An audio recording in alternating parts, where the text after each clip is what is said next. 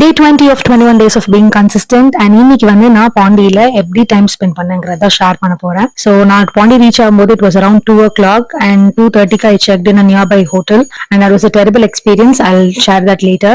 So கொஞ்சம் rest எடுத்துட்டு morning 5:30க்கு via auto I reached Rock Beach Promenade பீச்னு கூட சொல்றாங்க and I could see the lighthouse from the beach. So சன்ரைஸ்க்கு முன்னாடி வியூ இப்படிதான் இருந்தது. நான் கொஞ்சம் தூரம் நடந்துட்டே இருந்தேன் just to find the perfect spot. And this is the view I had in front of me.